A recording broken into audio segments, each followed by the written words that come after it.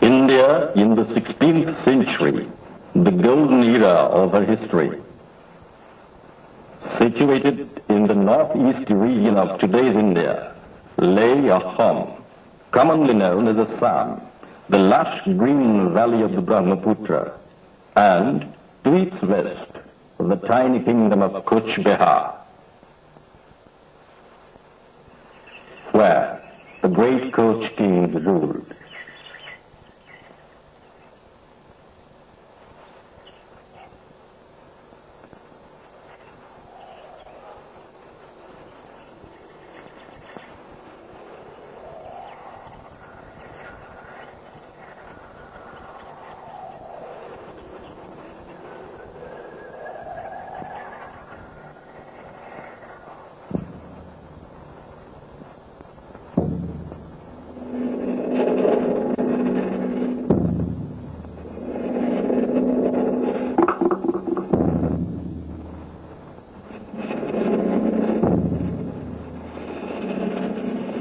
Way back in the year 1870 was built this magnificent masterpiece, attributed to the dexterous hands of a renowned architect who had gained a reputation amongst the Maharajas of India for building spacious and stylish palaces of rare beauty and excellence.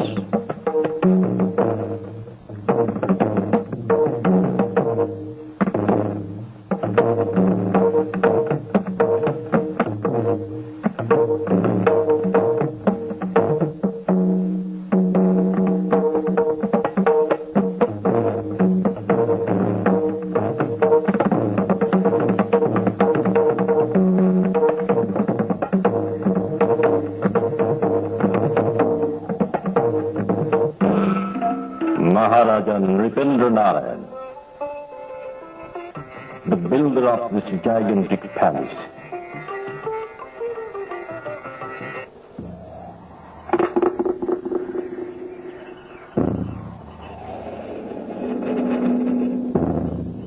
Today, as one witnesses this masterpiece of eminence and grandeur, which throughout the centuries have been gradually decaying, one is led back in mind to the historical events connected with the great KOCH dynasty.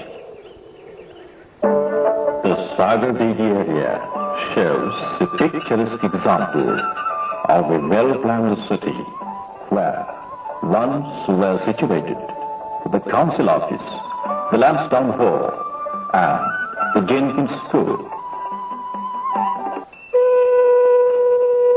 Narayan, a devoutly religious man, built beautiful temples.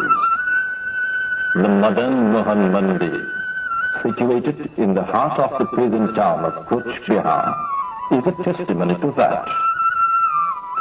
Maharani Indira Devi performed the rituals at the Shiva temple once.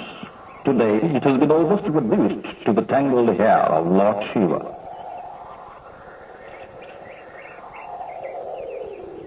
But who were the KOCHs? Who formed this great dynasty? Come, let's swing back to the past. Vishwa King, founder of the KOCH dynasty.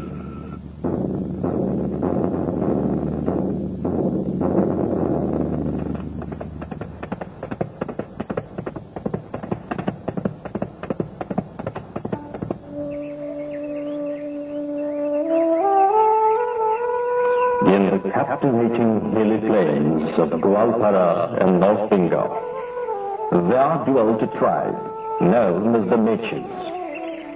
These Meches resembled the tribes of southern Siberia.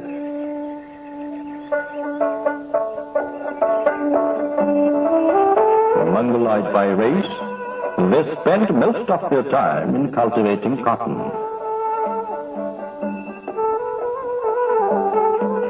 In the Puranas and the Tantras, The peace-loving people of this KOCH or niche tribe are referred to as KOCHers, and now the overwhelming number of their descendants have adopted the appellation Rajbanghi.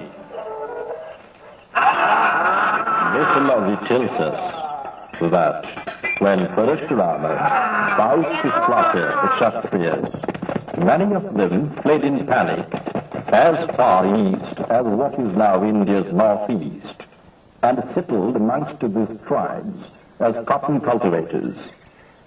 Amongst these tribes, Haryamandal was recognized as the head of 12 leading families. Hira and Kira were married by Haryamandal. Hira was a devout worshipper of Lord Shiva, who, in the form of Haryamandal, gifted her with a male child.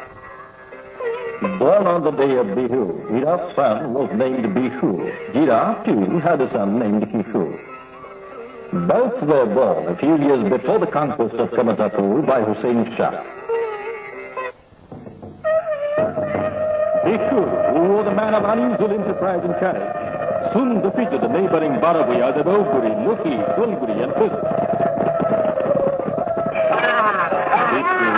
Successfully waged war against his neighboring chief and subjugated them all.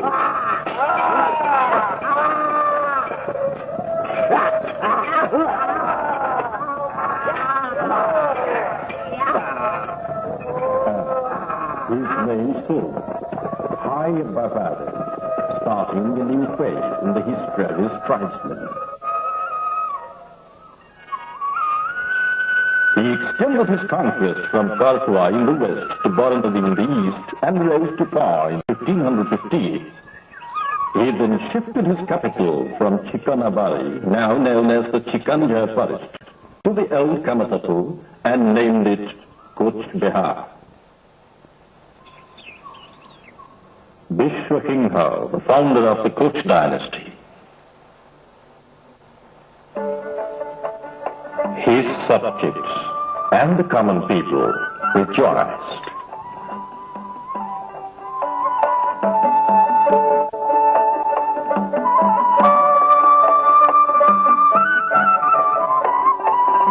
Shifu, now named Shiva Singha, was made the crown prince, entrusting various officers such as Thakuriyas, Paikyas and Nawabs with the detailed charges. Vishwa Singha made a census of his people. He then attacked their homes, but had to retreat owing to the lack of good communication. On his way back, he paid a house. He brought numerous Brahmins from Varanasi and Kannauj.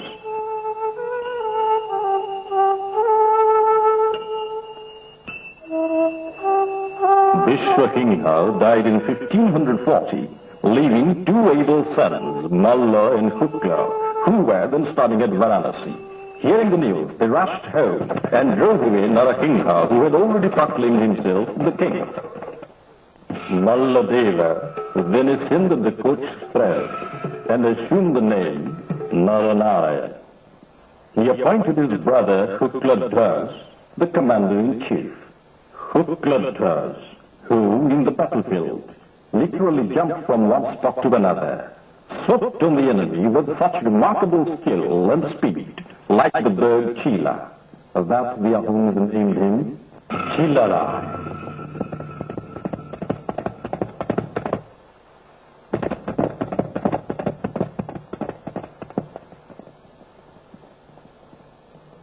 Gohai Konal, the king's third brother, was given the responsibility to construct a road from KOCH Bihar to Narayanpur, which was completed in 1547. At present, the ruins of the Gohai Kamalali still remind us of the great builder. Encouragement was given to the Chilarai Deharakshi Bahini, and the KOCHs proceeded towards the Ahom kingdom with high hopes. The Ahoms were easily overwhelmed.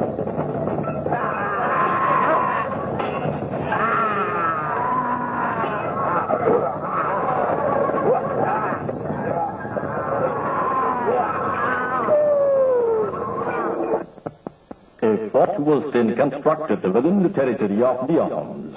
However, the KOCHs faced a disastrous defeat when Chuklangmu suddenly attacked them. But in the following January, Chilarai, with a large army, crossed the river the Ko and inflicted a crushing defeat on the Ahoms.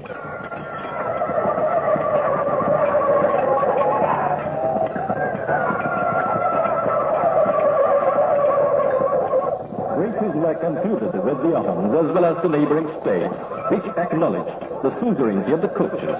After the conquest in the east, Chilarai set out to invade Go and vanquish Suleiman Kararan.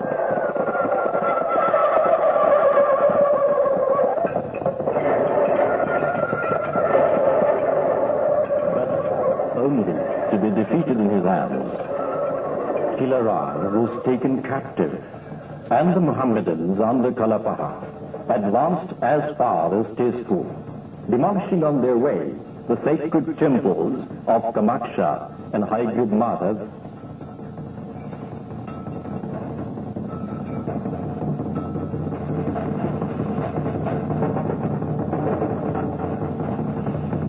Earning the goodwill of the Nawab's mother, Chilarai secured release after 6 months of imprisonment, and she, as a mark of gratitude, gifted him profusely. These gifts are still at Mongolde, preserved and cherished by his successors. Narayan greatly encouraged the religion.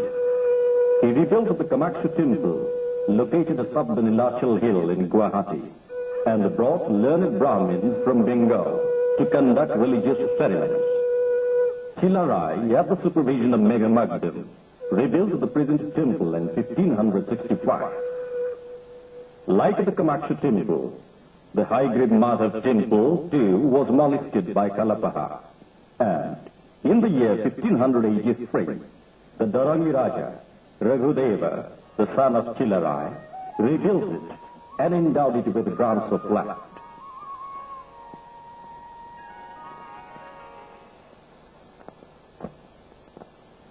The effects of Kalapaha's destruction still remain.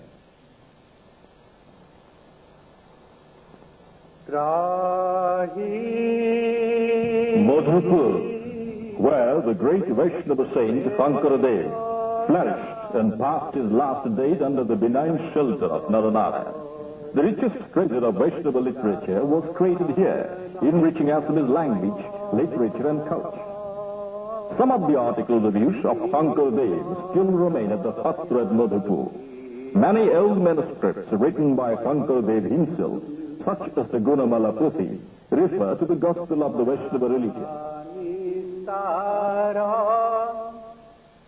Here lie the sacred ashes of Shankaradev and Madhavdev, the two great apostles. In 1571, Akbar, the great Mughal emperor, sought Narayan's help to defeat the Nawab of Go. Chilarai readily agreed and marched westward. Akbar too advanced eastward, and a crushing defeat was inflicted on the Nawab of Go.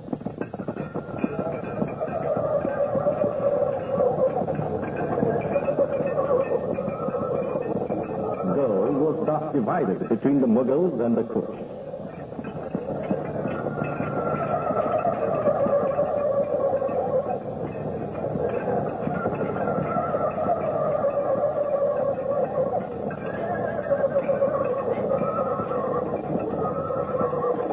Soon after his victory, Chilarai was informed that he had been blessed with a son.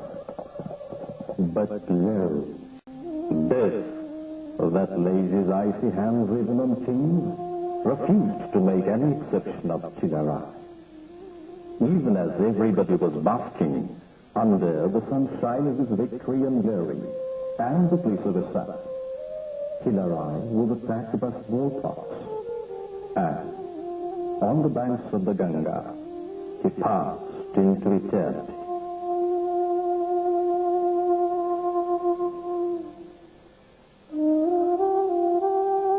Peace reigned in the kingdom, and the prosperity of the people grew. Narayan lived like an ascetic, and did not marry till late in life. He diverted his mind to art, culture, and literature. 혼유 불후땀 마타사이저디죠. 거리우 거라트나와라 벽어너비죠. 혼유과 자무를 아마거로서티 바로토로 포도토니 거유 컴프로티. The Bhagavad was translated by Ananta Kandali, and Sridhar Kandali translated books on astronomy from Sanskrit to Assamese. Shankar-Dev lived at Madhupur till the end of his long life of 120 years and preached the message of Vaishnavism, which eventually spread far and wide. During this time, Raghudev declared himself as the next successor to the throne, but the peace-loving Narayan chose to divide his kingdom rather than going to war with his nephew. He kept the land west of the river Ponto for his successors and gave over the eastern part to Raghudev. Thus came the division of the KOCH kingdom into two. Pancharatna in Gwalpara, where the Prime Minister, Srimati Gandhi, laid the foundation stone of a huge bridge over the mighty Brahmaputra on the 3rd February 1984, named after the great KOCH king. This bridge is known as Narayan Setu.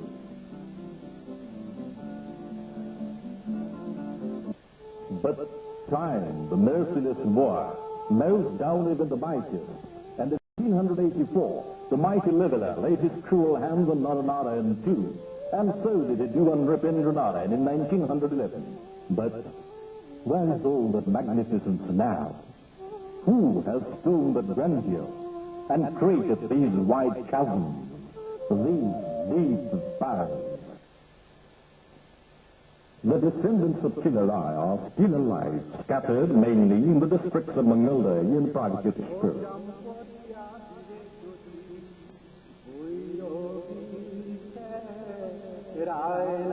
Baladev Pujya Daivakya, a poet and a resident of village Baldepara in Mangalda, who in the year 1789 wrote an illustrative manuscript known as the Darang Rajvangsavali on orders from Raja Narayan, the king of Nara. Written on barks of papyrus trees, it displays exquisite skill and art.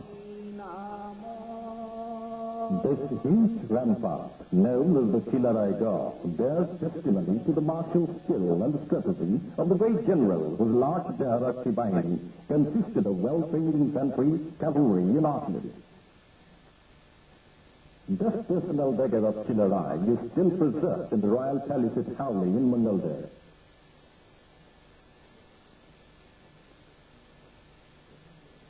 Some of the beautiful and marvelous works of art and handicraft, including bronze and brass statues, sacrificial hatchets known as bolikota, swords, shells, and palanquins, strike the sensitive visitor with a nostalgic longing for the past.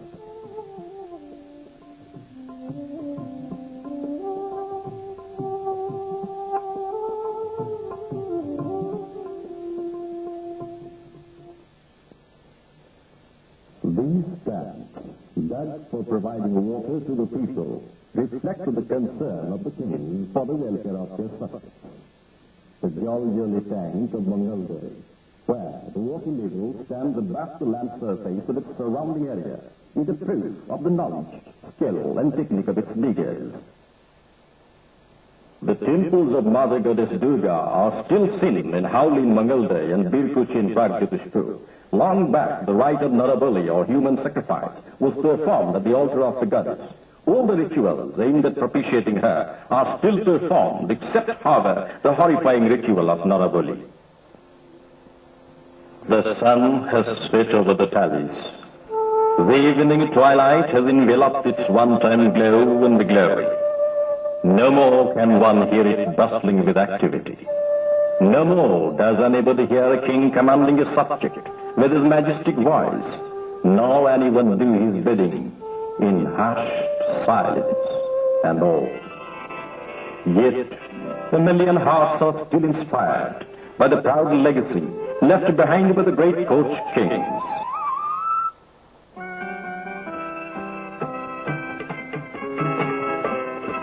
Despite the havoc, despite the ravage caused by time and destiny, the glory and the memory of the achievements of Vishwakarma and his descendants will remain entrenched in the hearts of men as long as the Brahmaputra continues to flow.